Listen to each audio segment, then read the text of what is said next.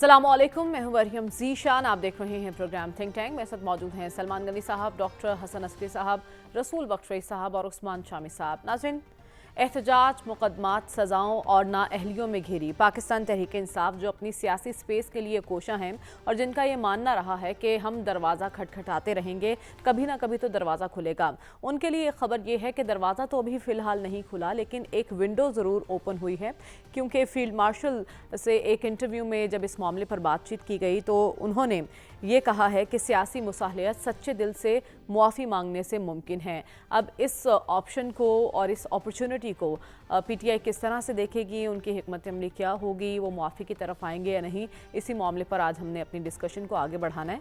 सलमान साहब, सबसे पहले तो मैं ये जानना चाहती हूँ कि पीटीआई इसको एक अपॉर्चुनिटी के तौर पर देखेगी भी या नहीं, कोई फ़ायदा उठाएगी इस ऑप्शन का? देखें, आज की सूरत हाल के अंदर ये एक बड़ी पेशकश है और वो जो एक तअस्सुर था कि जी शायद डेडलॉक वाली बात है, पाकिस्तान का सिपह सलार वो पाकिस्तान का सिपह सलार है, किसी के साथ फरीक नहीं है।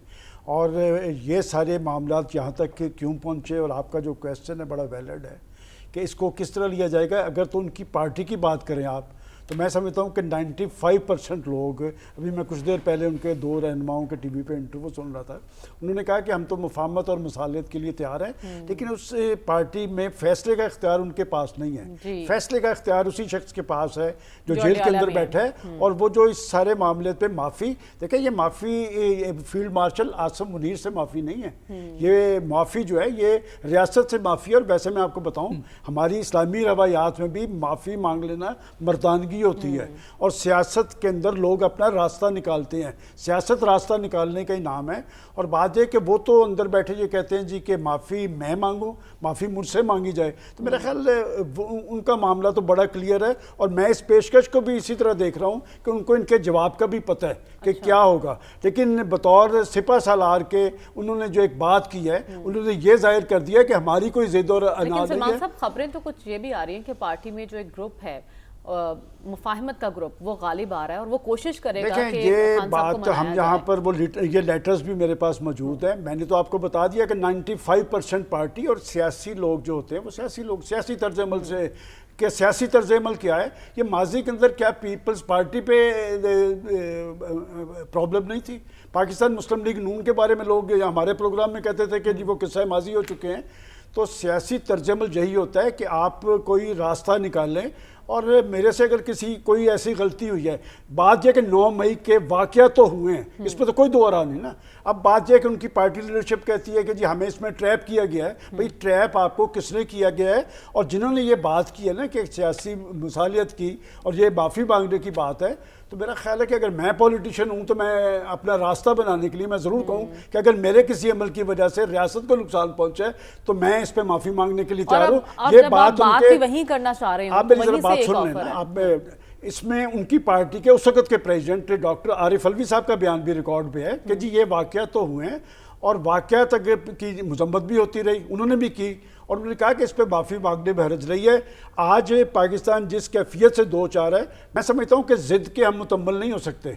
और क्या अगर ऐसी सूरत हाल के अंदर से कोई रास्ता निकलता है, मेरे पास वो लेटर 3 उनके में मौजूद है। उनकी पार्टी के लोग भी, सियासी लोग हमेशा मुफाहमत की, डायलॉग की और मुज़ाकरात की बात करते हैं, लेकिन मैं फिर ये बात कहूँगा कि फैसले का इख्तियार एक ही शख्स के पास है। हमारी पॉलिटिकल पार्टीज़ को लाख आप पॉलिटिकल पार्टीज़ कहें, वहाँ पर पॉलिटिकल पार्टीज़ के पास इख्तियार नहीं होता, वहाँ पर लीडरशिप के पास इख्तियार होता है। और वो लीडरशिप तो अंदर बैठ के ये कहती है कि जी माफ़ी मैं मांगूँ, मुझे मेरे से माफ़ी मांगी जाए। तो ये एक ख़ास माइंडसेट है। मेरा ख्याल इसका खासा नतीजा उनकी पार्टी ने भुगता है। और मैं भी समझता हूँ कि शायद ये पेशकश करने वालों को जवाब का भी अंदाज़ा है और उन्होंने अपना ज़र्फ दिखा दिया है कि उन्होंने कहा, और वो ज़ाती माफ़ी की बात नहीं कर रहे, अगर रियासत से माफ़ी, जहाँ पर रियासत का या मुल्क का मफाद हो, मेरा ख्याल एक कदम पीछे उठाने में हरज कोई नहीं है। और हम बात भी उनके बारे में कर रहे हैं जिन्हें यू टर्न्स पसंद हैं, और खान साहब ने हमेशा कहा है कि यू टर्न्स लेना तो अच्छी बात है, तो आप मुल्क के इस्तेहकाम के लिए अगर यू टर्न नहीं लेंगे तो इस पर एक बहुत बड़ा सवालिया निशान होगा।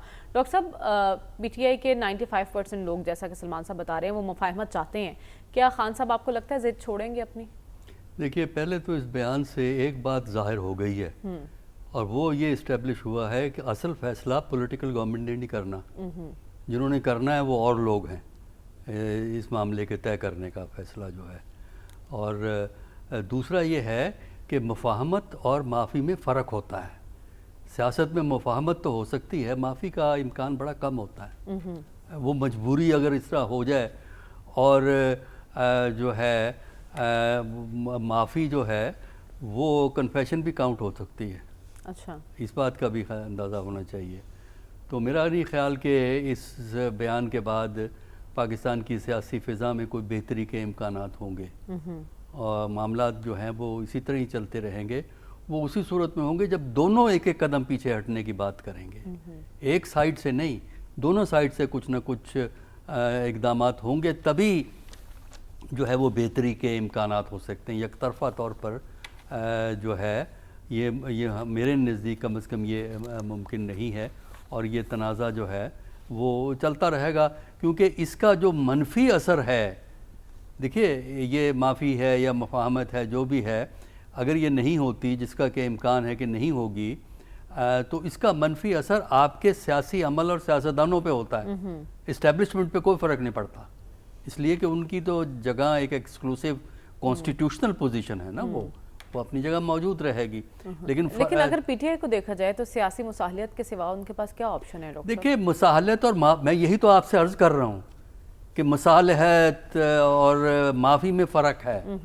معافی ایک اور چیز ہے, معافی ایک اسپیسیفک قدم ہے اور جس کی انٹرپریٹیشن مختلف ہو سکتی ہے. دیکھیں معافی کے بعد ایک اور جھگڑا, اگر وہ کہہ دیں کہ جی ہاں جی اگر نقصان ہوا ہے تو ہم اس کے لیے معافی کے طلبگار, ہمارا مقصد یہ نہیں تھا. ایک جھگڑا اس پہ یہ چلے گا کہ نہیں معافی کے لیے یہ الفاظ نہیں بلکہ یہ الفاظ کہنے چاہیے, معافی اس طرح نہیں اس طرح مانگی جاتی ہے. تو یہ کوئی اتنا آسان نہیں ہے یہ جو اس خط سے یا اس سٹیٹمنٹ جو بھی آئی ہے کہ اس سے کوئی ہماری سیاست میں کوئی بہتری کے امکانات ہو سکیں گے. پھر پی ٹی آئی کے پاس راستہ کیا ہے ڈاکٹر صاحب؟ پی ٹی آئی کے پاس تو راستہ یہی ہے کہ جو حالات بدلنے کے امکان کبھی اگر ہوں گے تو پھر حالات بدل جائیں گے. ہم نے یہ دیکھا نا, ہم نے تو دیکھے ہوئے ہیں دور, ہم نے ضیاء الحق کے دور میں پی پی پی کے ساتھ دیکھا اور دور بدل گیا. تاریخ یعنی آپ جو لوگ اقتدار پہ ہوتے ہیں نا وہ ہمیشہ کے لیے نہیں ہوتے. پی پی پی کے ساتھ یہ ہوا, پی ایم ایل این کے ساتھ یہ ہوا ہے. ہم نے پی ایم ایل این پہ الزامات لگتے دیکھے, مقدمے چلتے دیکھے, سزائیں ملتی دیکھیں. اب کہاں ہیں وہ؟ اقتدار میں ہے نا. تو کل حالات بدلیں گے, بندے ادھر سے ادھر ہوں گے, جو کہ تاریخی طور پہ ہمیشہ بندے ایک عہدے پہ قائم نہیں رہتے. تو ہو سکتا ہے حالات بدل جائیں اس قسم کے. یا تو آپ کوشش کر کے خود دونوں سائیڈ ایک ایک قدم پیچھے ہٹیں, جو میں ریپیٹ کر رہا ہوں. نہیں تو پھر پی ٹی آئی کو حالات بدلنے کا انتظار کرنا ہوگا, آپ یہ کہہ رہے ہیں. رسول بخش رئیس صاحب, آپ کی نظر میں اس آپشن پر سوچنا چاہیے پی ٹی آئی کو یا پھر حالات بدلنے کا انتظار کرنا چاہیے؟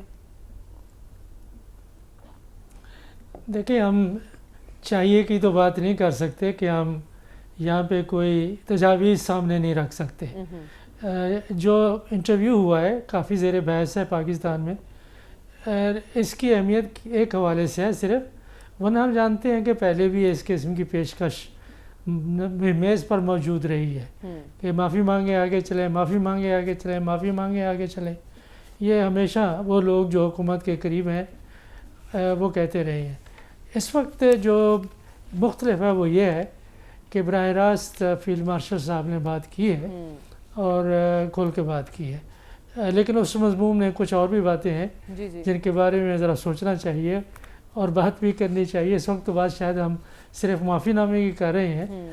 تو معافی وہ تحریک انصاف کے نقطہ نظر سے ہم اپنی بات نہیں کر رہے, ان کے نقطہ نظر سے کہ ان واقعات کی تحقیقات کرائی جائے. اتنا بڑا واقعہ ہے جو ریاست کے خلاف بغاوت ہوئی ہے ریاستی اداروں کے نقطہ نظر سے, تو یہ کوئی معمولی واقعہ تو نہ ہوا. تو اتنا بڑا واقعہ تو اس کے بارے میں کوئی عدالتی کمیشن, کوئی سیاسی کمیشن, کوئی پارلیمانی کمیشن, کوئی انٹرنیشنل کمیشن کو بنانا تو چاہیے تاکہ پتہ تو چلے کہ واقعی تحریک انصاف کے لوگ اور خصوصی طور پہ ان کی جو ٹاپ لیڈرشپ ہے وہ اس کی منصوبہ بندی اس نے کی اور اس تمام کارروائیوں میں, حملوں میں وہ اس میں شامل تھے. تو تحقیقات وہ کرنا چاہتے ہیں. یہ متنازع مسئلہ ہے ایک لحاظ سے جو حکومت اور اداروں کا ساتھ دیتے ہیں سیاسی طور پر تبصروں میں، باقی لحاظ سے ان کا کہ نہیں یہ تو بالکل اس ثابت شدہ جرم ہے اور اس جرم کی معافی انہیں مانگنی پڑے گی. دوسری طرف سے وہ کہتے ہیں کہ نہیں، ذرا دیکھ لیں، سوچ لیں، ذرا اس کے بارے میں تحقیق کر لیتے ہیں، یہ اتنا بڑا معاملہ ہے، سنجیدگی سے لینا چاہیے، دیکھیں کہ کیا واقعی انہوں نے ایسا کیا تو کیا ہے. تو پھر ظاہر ہے کہ ان کے لیے معافی، میرے خیال میں اگر کسی نے اس طرح کوئی بھی قانون توڑے اس کے لیے کوئی معافی کسی کے لیے نہیں ہونی چاہیے، اور اس کو صرف سیاسی دانوں کے لیے اور سیاسی جماعتوں کے لیے مختص نہ کریں. باقی جو گروہ یہاں ڈنڈے اور اسلحہ لے کے پھرتے ہیں اور پارکوں کے اوپر اور سڑکوں کے اوپر قبضے کر کے بیٹھتے ہیں، ان کے بارے میں بھی تو قانون کی حکمرانی ہونی چاہیے. سب کے لیے میں یہ بات کر رہا ہوں. معافی نہیں ہوتی سیاست میں، معافی کہیں بھی نہیں ہوتی.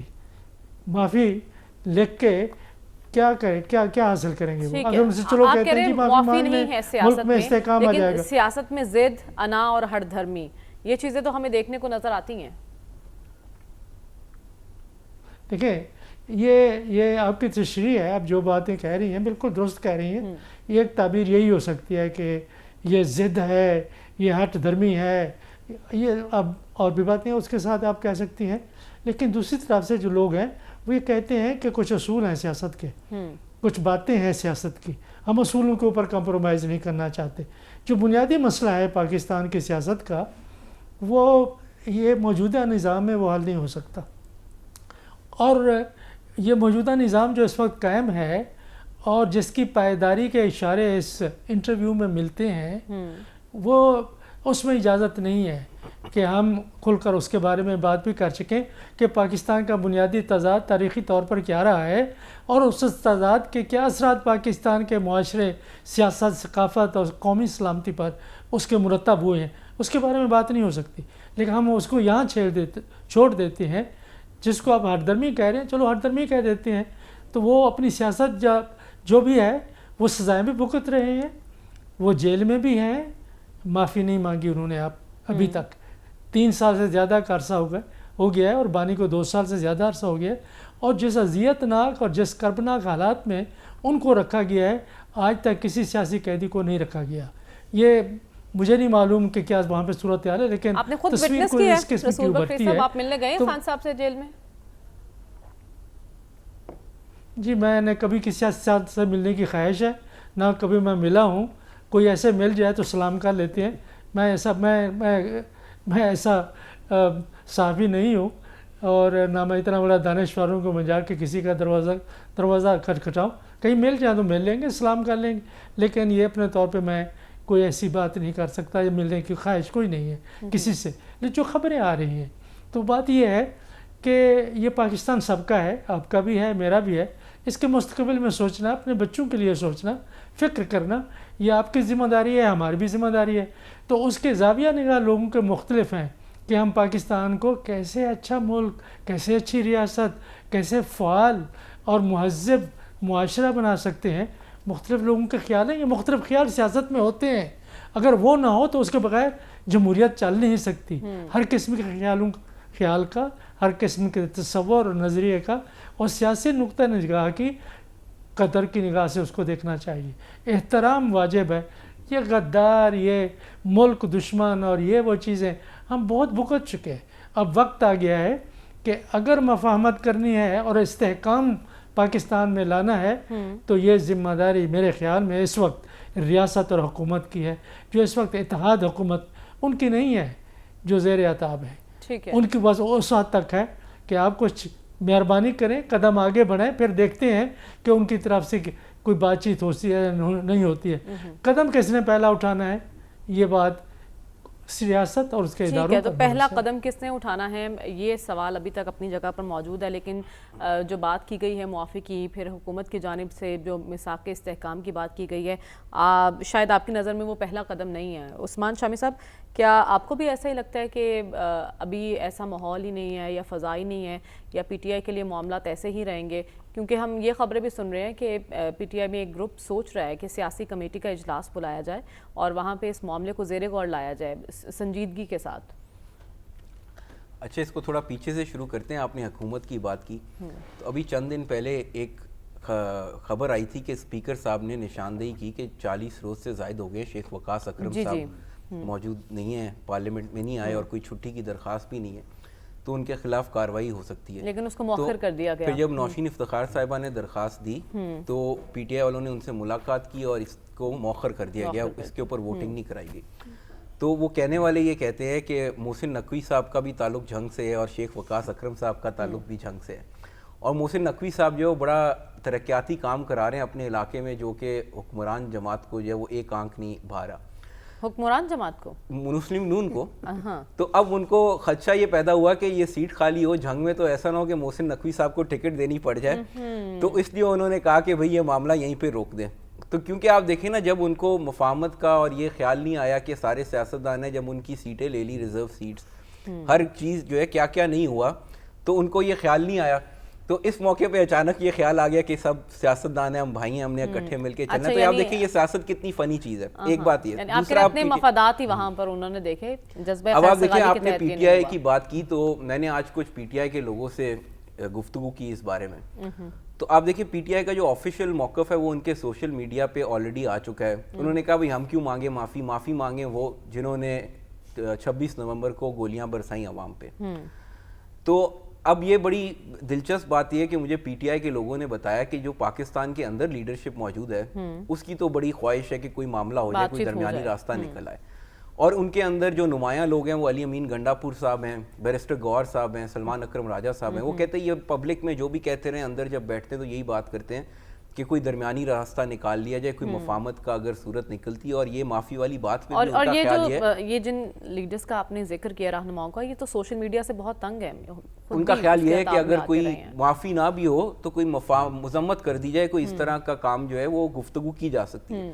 لیکن دوسری طرف ہی ساتھ ہی یہ بھی ہوا ہے کہ جبران الیاس صاحب جو ان کا سوشل میڈیا چلاتے ہیں، انہوں نے مختلف پارٹی کے جو ہے وہ گروپس میں میسیجز کیے، اور انہوں نے کہا یہ جو پوسٹ کیا گیا آفیشیل پی ٹی آئی کے اوپر، اسی موقف کو جو ہے وہ آگے بڑھایا جائے۔ تو ایک طرح سے اب جب منگل کو اور بدھ کو خان صاحب کی ملاقاتیں ہوں گی اپنے گھر والوں سے اور پھر پارٹی والوں سے، تو وہ جب پوچھیں گے کہ کیا ماحول ہے، تو ان کو پھر یہی بتایا جائے گا کہ بھئی لوگ تو بڑا خلاف ہے، کہ یعنی اگر کوئی معافی وغیرہ کا معاملہ ہوا، تو اس طرح سے جو ہے وہ جو لوگ باہر بیٹھے ہیں وہ خان صاحب کے اوپر ایک خاص طرح کا انہوں نے دباؤ بھی رکھا ہوا۔ اب ایک بات یہ ہوگی، دوسرا اب آج سہیل وڑائچ صاحب کا، یہ تو خبر میں نے آپ کو دے دی، اب جہاں تک تجزیے کی بات ہے تو آج سہیل وڑائچ صاحب نے کالم ایک اور لکھا ہے جو فالو اپ ہے کل والے کا، اس میں انہوں نے مشورہ دیا خان صاحب کو اور ذکر کیا ہے بھٹو صاحب کا کہ وہ یہ سمجھتے تھے اتنے پاپولر تھے، ہر بندہ سمجھتا ان کو کوئی ہاتھ بھی نہیں لگا سکتا، اور نتیجہ یہ نکلا کہ ان کو بالآخر پھانسی ہو گئی۔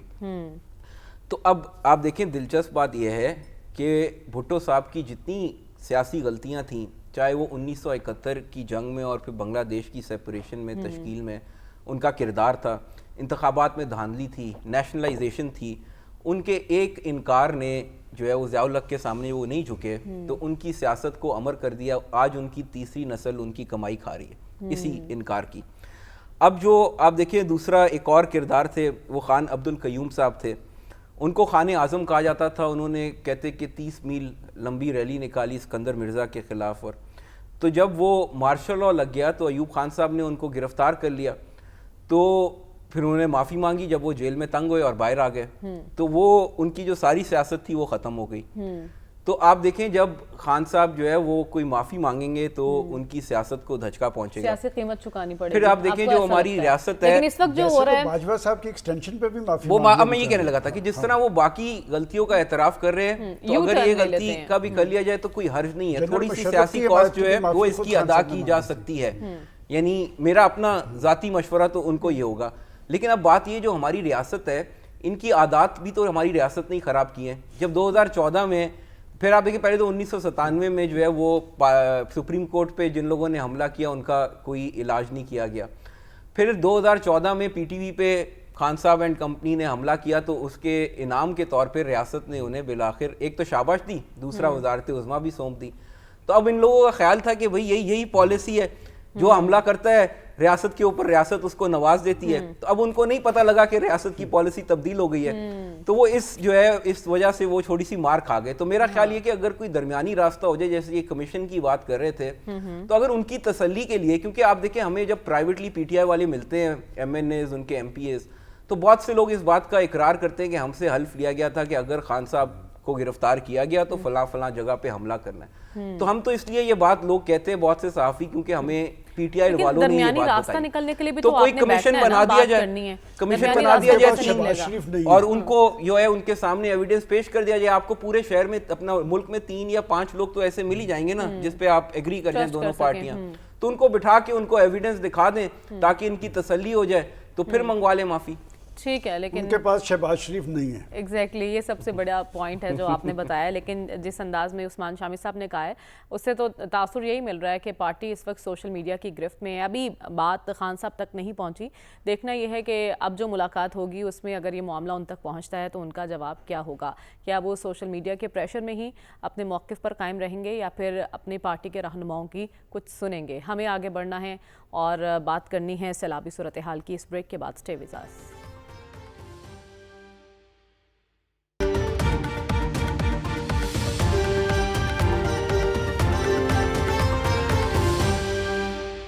ویلکم بیک ناظرین. خیبر پختونخوا, گلگت بلتستان اور آزاد کشمیر میں سیلابی تباہی کے نتیجے میں 400 سے زائد افراد زندگی کی بازی ہار چکے ہیں. کئی لاپتہ ہیں اور ہزاروں ایسے ہیں جو بے گھر ہو چکے ہیں. بات یہیں ختم نہیں ہو رہی. ان کی بحالی ایک بڑا امتحان ہے, لیکن اس سے بڑا امتحان ابھی آنے کو ہے کیونکہ چیئرمین NDMA نے خبردار کر دیا ہے کہ مزید کلاؤڈ برسٹ دیکھنے پڑ سکتے ہیں. مونسون کے مزید 3 سپیل کی پیشگوئی کی گئی ہے اور بارشوں کی شدت 50% سے زائد بتا رہی ہے, اور یہ بھی کہا جا رہا ہے کہ اربن فلڈنگ کا خدشہ ہے. تو سلمان صاحب, ایک بڑا چیلنج ہے قدرتی آفت کے نتیجے میں. ابھی تو بحالی کا کام ہم کر رہے ہیں, لیکن جو مزید بارشوں کی پیشگوئی کی جا رہی ہے اس سے بھی تو نمٹنا ایک ٹاسک ہے. یہ ساری صورتحال پختونخوا کے اندر تو پیدا ہو چکی ہے اور بڑی تشویشناک ہے. یہ کہ آپ ابھی 400 کی بات کر رہے ہیں, یہ بونیر جو ہے 400 تو وہاں پر ہو گئے, اور اس کے بعد ان سے متعلقہ جو دیکھیں ہم 2 دن سے یہ بات کہہ رہے ہیں کہ جس قومی جذبے کے تحت یہ کام کرنے کی ضرورت ہے وہ قومی جذبہ برقرار رہنا چاہیے. اور میں آج حیران ہو رہا تھا کہ چیف منسٹر پختونخوا نے کہا کہ کوئی مدد کرے یا نہ کرے, ہمیں یہ کام کرنا ہے. ایک تو اس میں ذمہ داری کا احساس ہے چلیں, لیکن یہ کوئی ان کا ایشو نہیں ہے, یہ پاکستان کا ایشو ہے کہ پختونخوا کے لوگ صرف پختونخوا کے نہیں پورے پاکستان کے اندر پھیلے ہوئے ہیں. پورے لوگوں کے اندر ایک کرب کی کیفیت ہے. اور آپ نے جو بات کی یہ تو پنجاب کے حوالے سے بھی آ گیا ان کا کہ پنجاب کے یہ جیلم چکوال ان علاقوں کے اندر بھی, تو اس ساری صورتحال سے مشکل صورتحال ہے. اور اس کا آئندہ آنے والے وقت کے اندر سد باب کیسے کرنا ہے. دیکھیں ہمیں یہ بھی سوچنا چاہیے. یہ باتیں تو درست ہے, آپ نے تو کہا نا کہ بحالی کا عمل ابھی تو آپ کے پاس پورے اعداد و شمار نہیں کہ نقصان کس حد تک ہوا ہے. ہزاروں کی تعداد میں لوگوں کے گھر گر گئے ہیں, اور ابھی آپ نے لوگوں کو لا کے رکھنا کہاں پہ ہے. وہاں پر تو اسکول جو ہیں, اسکولوں کے اندر بھی پانی آ گیا ہے. تو میں سمجھتا ہوں کہ اس ساری صورتحال کے اندر ابھی کچھ دیر پہلے میں نے پرائم منسٹر صاحب سے بات کی ہے اس حوالے سے. انہوں نے کہا کہ کل ایک وزیر جا رہا ہے, پرسوں 4-5 وزراء کے انہوں نے مجھے شیڈول بتا دیا. انہوں نے کہا کہ میری ذمہ داری, مجھے اس چیز میں نہیں الجھنا کہ کوئی یہ کہتا ہے کہ مدد کرنی ہے یا نہیں کرنی, ہم نے یہ سارا کام کرنا ہے. لہٰذا یہ چیز اگر اسی طرح آپ دیکھیں سندھ کے وزیر اعلیٰ نے کہا, پنجاب کی وزیر اعلیٰ نے کہا کہ ہمارے سارے وسائل ان کے لیے ہیں, ایک دوسرے کے ساتھ مل کے چلیں گے تو اس مشکل کا سد باب ہوگا. لیکن آنے والے دن ابھی کوئی مجھے ریلیف نہیں لگتا, یہ پریشانی بڑھے گی اور یہ صورتحال تشویشناک ہو رہی ہے. ایگزیکٹلی. لیکن ڈاکٹر صاحب ابھی تو یہ آفت خیبر پختونخوا, گلگت اور آزاد کشمیر میں ہے. اربن فلڈنگ کا خدشہ جو ظاہر کیا جا رہا ہے اس سے تو پنجاب بھی شدید متاثر ہو سکتا ہے. ہمیں کیا کرنے کی ضرورت ہے؟ دیکھیں برسات کا سیزن تو ابھی باقی ہے نا. دیکھیں نا ہم اس وقت 10 سپتمبر تک جو ابھی ہم اگست کے مڈل میں ہیں, اگست کے کم از کم اینڈ تک تو یہ سلسلہ چلتا ہی ہے بارشوں کا. ہم نے ہمیشہ ہی دیکھا ہے یہ بات, تو اس دفعہ زیادہ بارشیں ہو رہی ہیں. جہاں تک یہ معاملہ ہے یہ ایک قومی سانحہ ہے, اور اس میں ہم دیکھ رہے ہیں کہ تمام لوگ شامل ہیں, تمام حکومتیں ہیں, فیڈرل ہو کہ پروونشل ہو, بیان کچھ بھی ہو, لیکن تعاون تو ہر طرف سے اس میں مل رہا ہے. باہر سے بھی ہمدردی کے پیغامات جو ہیں وہ آ رہے ہیں, لیکن بنیادی چیلنج تو ہمارے لیے ہے نا. اس میں فی الحال تو جو فوکس ہے وہ ریسکیو پہ ہے اور ریلیف پہ ہے کہ کس طرح لوگوں کو نکالا جائے, کیا جائے.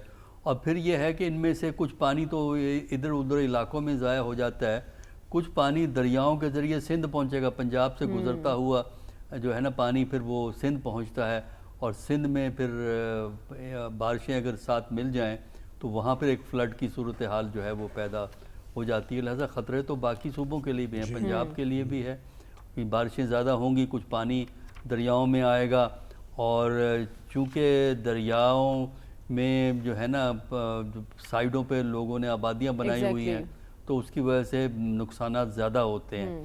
تو اس میں ضرورت اس بات کی, فی الحال تو ضرورت اس بات کی ہے کہ الرٹ کر دیا کہ آپ ان کو ریلیف اور ریسکیو اور ریلیف کا عمل کریں, ضروریات ان کی پوری کرنے کی کوشش کریں, تاکہ لوگوں کی جو اس سے جو وہ بھوک اور دوسرے مسائل پیدا ہوتے ہیں, بیماری کے مسائل پیدا ہوتے ہیں, ان کو آپ ڈیل کریں.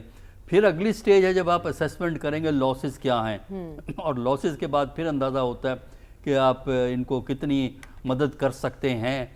اب ایک اور چیز ذہن میں رکھیے گا کہ ابھی اکتوبر میں جو یہ ارتھکویک آیا تھا اس کو 20 سال ہو جائیں گے کشمیر کے. 2005 میں آیا تھا نا, اب 2025 میں بیٹھے ہوئے ہیں. تو ہمیں یہ فلڈ کے بعد اس بات کی بھی اسٹڈی کرنی چاہیے کہ ان 20 سالوں میں کیا ہم نے وہ چیزیں جو کچھ نقصانات ہوئے ہیں, نقصانات پورے کر دیے کہ نہیں کیے. اس سلسلے میں تو ایڈ بھی باہر سے آئی ہے, وہ بھی ذرا اس سے اندازہ ہوگا کہ ہماری حکومتوں کی, مختلف حکومتوں کی پرفارمنس کیا رہی ہے. تو اب بھی ضرورت اس بات کی ہے کہ ایک تو ان کو آپ بعد میں ریلیف دیں گے, تو تیسری جو بات ہے وہ یہ ہوتی ہے کہ آپ ایک لانگ ٹرم پلاننگ بنائیں. اگلے سال پھر آنا ہے, اگلے سال نہ سے اس سے اگلے سال آ جائے گا, تو آپ یہ ان کو کس طرح اس کا بندوبست کریں گے.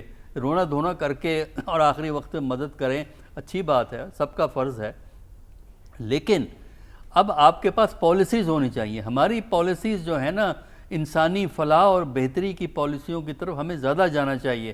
ایجوکیشن پہ پچھلے سال آپ نے 0.8% خرچ کیا, یعنی 1% سے بھی کم خرچ کیا. ہیلتھ پہ 1% سے کم آپ نے خرچ کیا. تو آپ کس ہیومن ویلفیئر کی, انوائرمنٹ پہ ہمیں نہیں پتا کتنا خرچ ہوا ہے, وہ بھی برائے نام ہی ہوگا. تو اگر آپ انسانی فلاح, معاشرے کی بہبود کے لیے اتنا کم خرچ کرتے ہیں تو اس قسم کے فلڈ میں تباہیاں ہی آئیں گی نا, اس کے نقصان ہی ہوں گے نا, کیونکہ وہ پرواہی کوئی نہیں ہے.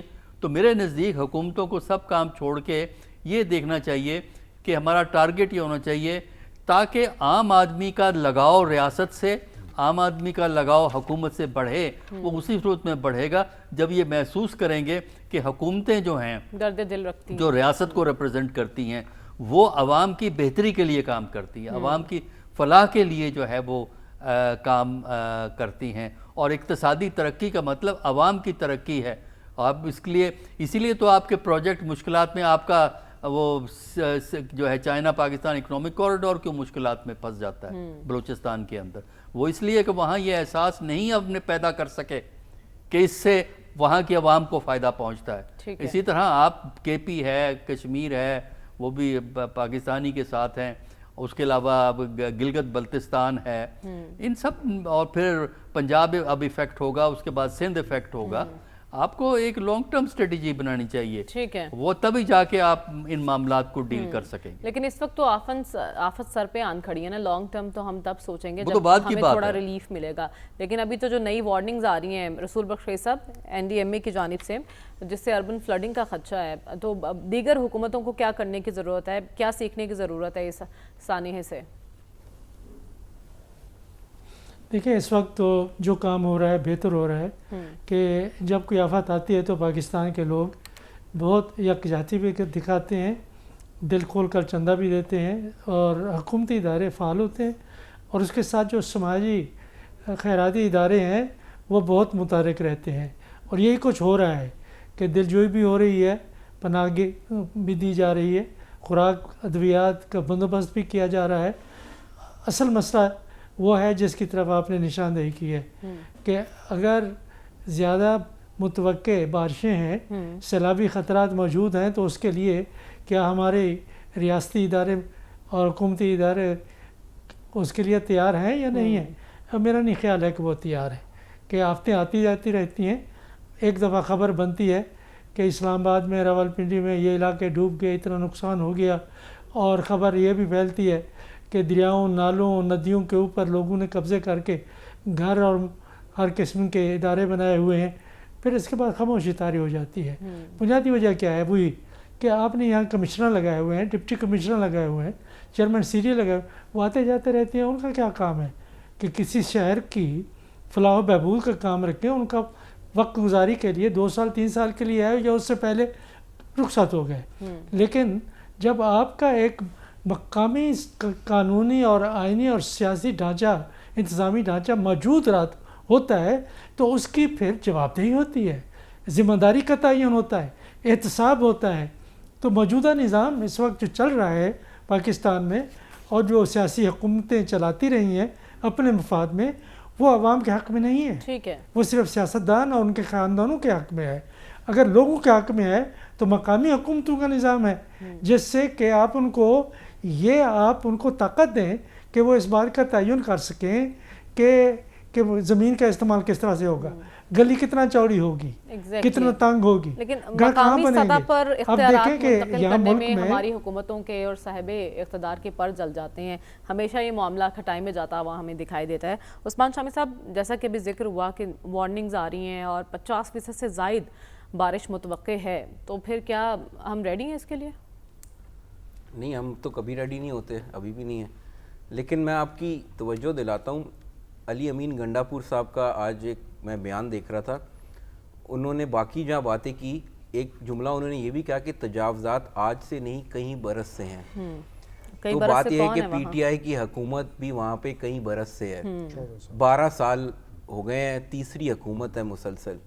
اب میرے پی ٹی آئی کے دوست جو ہے وہ بار بار پوچھتے ہیں کہ یہ کوستے ہیں, بلکہ کبھی پاکستانی قوم کو, کبھی پنجابیوں کو, یہ اپنے حق کے لیے کھڑے نہیں ہوتے اور یہ باہر کیوں نہیں نکل رہے, کہ کے پی کے والوں میں تو بڑا جذبہ ہے, غیرت ہے, تو یہ باقی پاکستانی کیوں باہر نہیں نکلتے. تو بات یہ ہے کہ باقی پاکستان کو جو ہے وہ کوئی شوق نہیں ہے وہ سٹینڈرڈ آف لیونگ انجوائے کرنے کا جو انہوں نے 12 سال کی محنت سے جو ہے وہ کے پی کے عوام کو دیا ہے. آئی تھنک 12 سال سے زائد ہو گئے وہاں پہ حکومت, 14 سال ہو گئے. اچھا 14 سال ہو گئے. تو ایک بنیادی بات جو ہے بڑی وہ یہ ہے. دوسرا آپ یہ دیکھیں, آج میں دیکھ رہا تھا یہ بلین ٹری سونامی منصوبہ جو تھا, یہ کوئی بندہ اس کے بارے میں بات نہیں کر رہا. تو یہ شروع کیا گیا تھا, بلین ٹری منصوبہ تھا, پھر 2019 میں کہا گیا کہ اب بلین ٹری ہم نے لگا لی ہیں, اب یہ 10 بلین ٹری سونامی منصوبہ ہے. اور 2022 میں اس کے بارے میں کہا گیا کہ ایک 1.4 بلین ٹریز پلانٹ کر دیں گے, 1.4 ارب درخت, اور اس کے اوپر کوئی 30 سے 40 ارب کے درمیان خرچہ آیا ہے. اب میں پچھلے سال کی آڈٹ رپورٹ پڑھ رہا تھا, اب وہ جہاں جاتے ہیں تو وہاں جو لوکل حکام ہیں وہ کہتے ہیں جناب وہ درخت لگائے تھے لیکن وہ سیلاب آ گیا تو زمین خراب ہو گئی, وہ بہہ گئے, چھوٹے تھے. آپ مجھے بتائیں پی ٹی آئی والوں کو بھی کوئی, یعنی علی امین گنڈا پور صاحب جو باتیں سنا رہے تھے وفاق کو اور پاکستان کو, کوئی اپنی حرکتوں کے اوپر بھی غور کر لیں. یعنی یہ جو سارا دن پاکستان کو کوستے ہیں, کون سا فراڈ ایسا ہے جو پی ٹی آئی نے پاکستان کے ساتھ نہیں کیا. ابھی آپ دیکھیں یہ 30 سے 40 ارب روپیہ لگا دیا ہے, تو یہ جو 1.5 ارب درخت ہیں وہ ماشاءاللہ سے بہہ گئے ہیں سیلاب میں. تو آپ دیکھیں یعنی یہ کوئی کسی کی اکاؤنٹیبلٹی تو ہونی چاہیے نا. پھر آپ کہتے ہیں کہ وہاں پہ جو تجاوزات ہیں, تو یہ جن لوگوں نے تعمیرات ہونے دی ہیں یہ پچھلے 10-15 برس میں ہوئی ہیں زیادہ تر, جو پانی کے راستوں میں. تو آپ اگر کچھ تبدیل کرنا چاہتے ہیں آج بھی, اب تو جو آپ نے سوال پوچھا ہے کہ پانی آئے گا, وہ آئے گا تو پھر دیکھ لیں گے جو کیپیسٹی ہے جتنی جس صوبے کے پاس وہ اس طرح نمٹ لے گا اس سے. لیکن کہیں یہ غیر قانونی جو تجاوزات ہیں جو ریور بیڈز کے اوپر بنائے ہیں, اب میں آج دیکھ رہا تھا کچھ صحافیوں نے سٹوریز کی ہوئی ہیں, موسٹلی جو جنگلات کے ٹھیکے ہیں وہ کے پی کے وزیروں کے پاس ہیں, جو دریائے سوات میں جو تعمیرات ہوئی ہیں وہ کے پی کے اپنا یہ پی ٹی آئی کے جو ٹورزم کی بات کرتے ہیں, ٹورزم کو پروموٹ کرنے کی یہ لوگ بات. تو آپ مجھے بتائیں نا, کوئی 2, 4, 5, 10, 20 لوگوں کو سزا دے دیں ایک دفعہ تاکہ یہ کام جو ہے ملک میں رک جائے. جب تک آپ لوگوں کو سزا نہیں دیں گے, جو لوگ بار بار یہ کام کرتے ہیں, اسی طرح ہی لوگوں کا جانوں کا ضیاع ہوتا رہے گا. ایک آخری بات میں آپ کو جلدی سے بتا دوں, کینیڈا میں 1997 میں ایک فلڈ آیا تھا, اس کو کہتے ہیں ریڈ ریور فلڈ, اس کو بولتے ہیں flood of the century. 12 metre اوپر پانی آ گیا تھا, یعنی جو نارمل لیول ہوتا ہے اس سے. 28,000 لوگوں کو انہوں نے ایویکویٹ کیا, اور یہ جو رقبہ تھا اس کے اندر کوئی 12-13 لاکھ لوگ رہتے تھے, ایک بھی ڈیتھ نہیں ہوئی. کیونکہ ارلی وارننگ فلڈ سسٹم, دوسرا وہ بینکمنٹس بناتے ہیں تاکہ آبادی کے اندر پانی نہ ہو, اس کو ڈائیورٹ کر دیا جائے. تو یہاں پہ کوئی کام اگر کیا ہے تو بتا دیں, کل میں نے آپ کو سنایا تھا کتنے ارب روپیہ پڑے ہوئے تھے کتنے سالوں سے جو ہے, تو ایک فلڈ وارننگ سسٹم ہم لگا نہیں سکے, تو باتیں ہم سے آپ جو مرضی کروا لیں. ایگزیکٹلی, لیکن آپ نے جو اکاؤنٹیبلٹی کی بات کی ہے بہت اچھی بات کی ہے, لیکن یہاں اکاؤنٹیبلٹی بہت دور کی بات ہے, یہاں ذمہ داروں کا تعین ہی نہیں ہو پاتا, اور اگر کوئی کمیشن بن جائے اصل و رسوخ کے ہمیں لوگوں کی ہوتی ہے, ایگزیکٹلی, دریاؤں پہ کوئی سارے ہوٹل کمیشن بن بھی جائے تو اس کمیشن کی رپورٹ پبلک پبلک نہیں کی جاتی. جب رپورٹ پبلک نہیں کی جائے گی, ذمہ دار سامنے کیسے آئیں گے اور ان کو سزائیں کیسے دی جائیں گی. ہمیں پروگرام میں بریک کی جانب بڑھنا ہے, واپس آئیں گے تو پروگرام کا سلسلہ جاری رکھیں گے. اسٹے ود اس.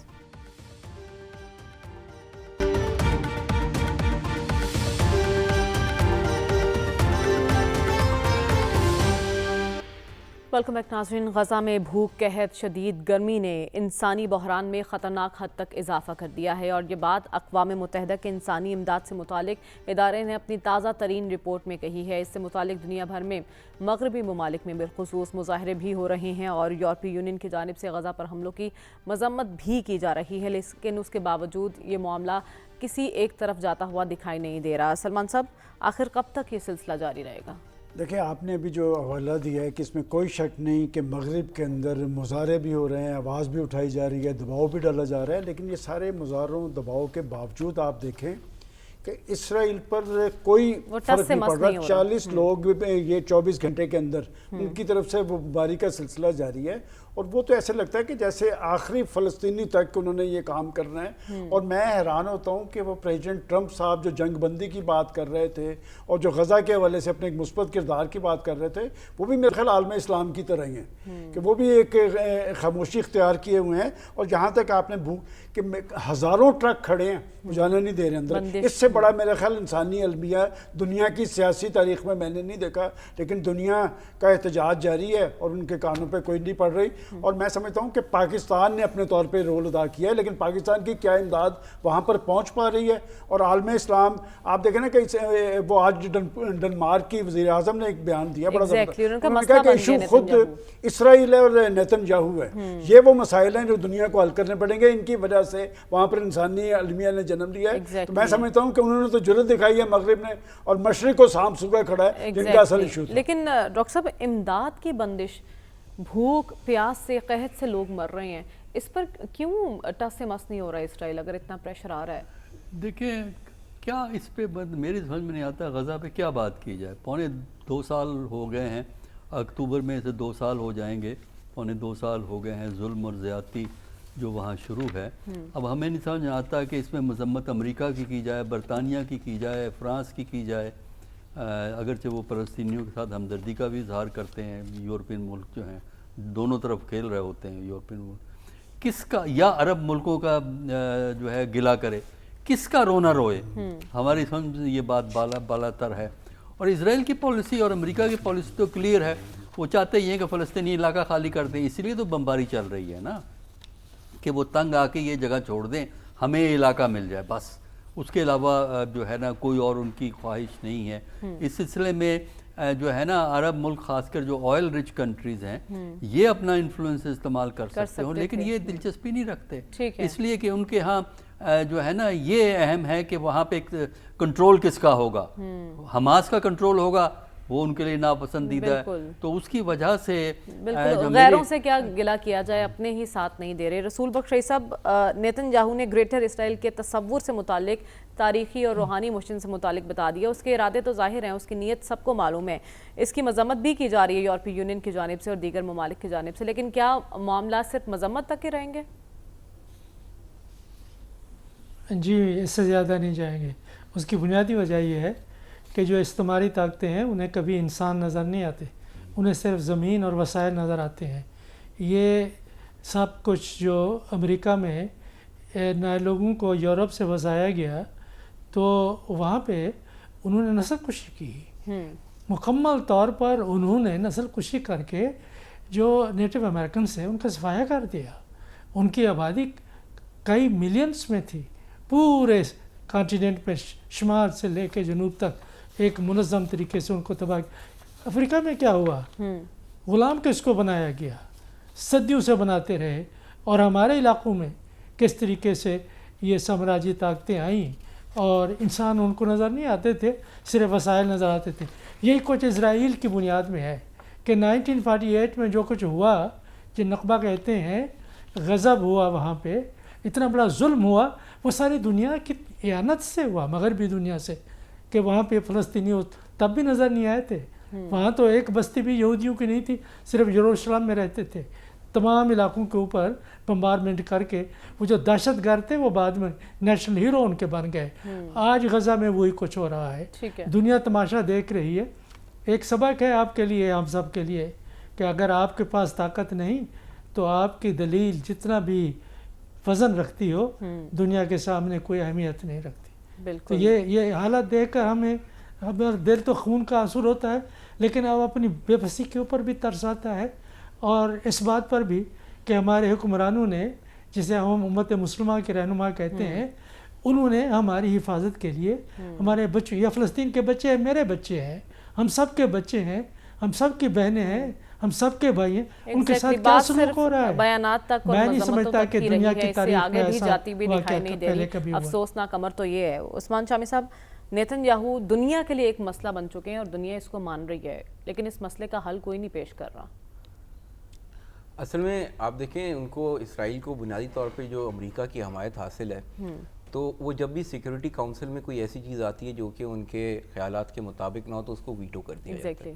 तो ये जो गैर मशरूत हमायत है, इसका कोई बंदोबस्त फौरी हमारे पास मौजूद नहीं है। लेकिन ये कि दिल की तसल्ली के लिए जो हमें सारा दिन गुस्सा आता है कि अरब ममालिक क्या कर रहे हैं और इनका क्या किरदार है, तो ये जो नेतन्याहू साहब ने कहा है कि वो बड़ी जज्बाती वाबस्तगी महसूस करते हैं ये ग्रेटर इसराइल का जो मंसूबा है उससे, तो बचपन से हम ये समझते थे कि ये ग्रेटर इसराइल जो है एक कॉन्स्पिरेसी थ्योरी है, लेकिन अब हमें पता लग गया कि नहीं, ये उनका हकीकी प्लान है। तो इसलिए अगर उनका हकीकी प्लान है तो फिर Lebanon, Syria, Egypt, Iran, Saudi अरब, इन सब के इलाके ग्रेटर इसराइल का हिस्सा हैं। तो वक्त आने पे ये जो आज इनकी खामोशी है ये इनके सामने खड़ी होगी, और तब ये सोचेंगे कि काश अगर फ़लस्तीन के लिए आवाज़ उठा लेते और इसराइल के सामने खड़े हो जाते, तो आज शायद उनके हमारे साथ ये ना हो रहा होता जो उनके साथ होने वाला। तो मेरे ख्याल में फिर देखते हैं ये जो इतनी बड़ी बड़ी और मजबूत अरब अगर आज कुछ ना किया तो कल को सबको भुगतना पड़ेगा। प्रोग्राम का वक्त खत्म हुआ चाहता है, हमें इजाज़त दीजिए, अल्लाह हाफ़िज़।